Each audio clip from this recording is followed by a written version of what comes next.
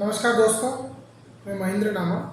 आज एक नए पॉइंट के ऊपर हम डिस्कस करेंगे। एक नया शब्द जो कि हम अक्सर यूज़ करते हैं अध्यात्म में, उस शब्द के ऊपर थोड़ा सा हम लोग डिस्कस करेंगे। तो वो शब्द है वासना।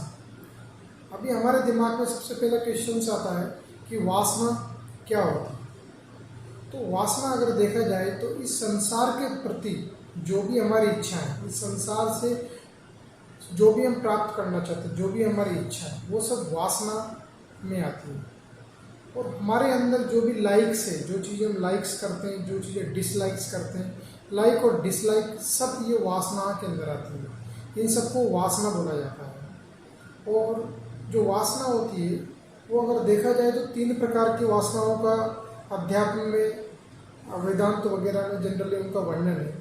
जो पहली जो होती है वो होती है देह वासना।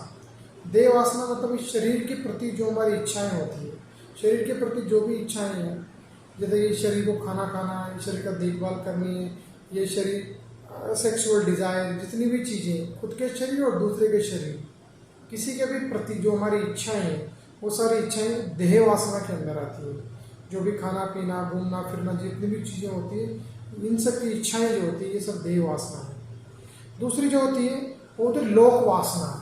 अभी लोक वासना में क्या होता है कि हमारे मन की इच्छा होती है कि हम प्रसिद्ध होना चाहते हैं, लोग हमारे जाने, लोगों में हमारी जान पहचान हो। इस तरह की जो भी चीज़ होती है, इस तरह की जितनी भी इच्छाएं होती है वो आती है हमारी लोक वासना। इसके बाद में इन सबसे थोड़ी ऊपर की एक वासना होती है जिसको हम बोलते हैं शास्त्र वासना। शास्त्र वासना मतलब होती है कि जो हम लोग जो भी ग्रंथ वगैरह पढ़ते हैं, या जो भी शास्त्र पढ़ते हैं, या जो भी ज्ञान इकट्ठा करते हैं, उस ज्ञान के प्रति भी जो हमारी वासना, जो इच्छाएं होती है, वो सब शास्त्र वासना में आती है। अब ये है तो सारी की सारी वासनाएं, ये सारी इच्छाएं, जो कि ये वासनाएं हमारे को इस संसार में फंसाए हुए रखती है। वासनाओं की क्वालिटी अलग अलग हो सकती है, उनकी टाइप्स अलग हो सकती है, उनका लेवल अलग हो सकता है, लेकिन सब है वासनाएं। और ये वासनाएं हमें इस संसार में फंसाए हुए रखती है।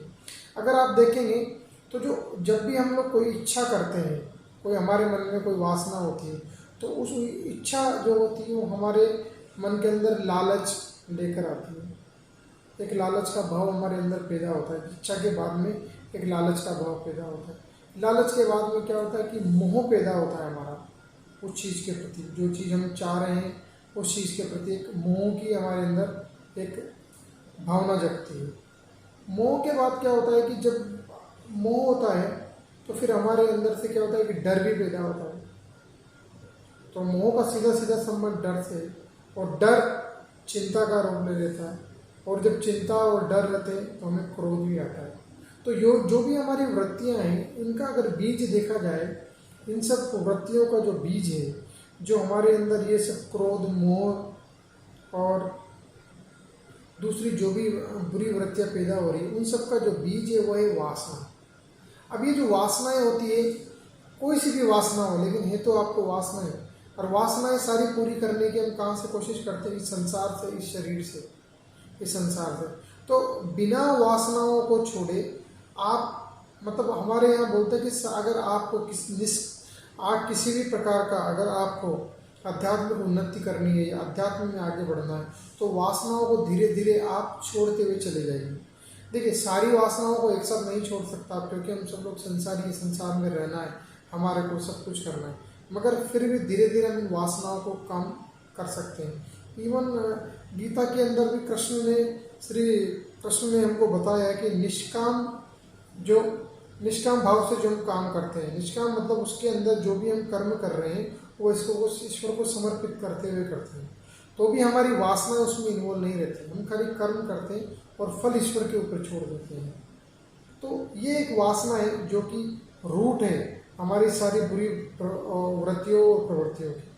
तो अगर हम धीरे धीरे करके सारी इच्छाओं को कम करते हुए चले जाएं, ये एक दिन का प्रोसेस नहीं है, ये आपको धीरे धीरे डिटेच होना पड़ेगा सारी चीज़ों के साथ में, तो हम शायद स्पिरिचुअलिटी के अंदर कुछ प्रोग्रेस कर सकते हैं। तो ये छोटी सी बात है जो मेरी समझ में आई और मैंने आप सब लोगों के साथ शेयर की। थैंक यू वेरी मच, शुक्रिया, नाइट।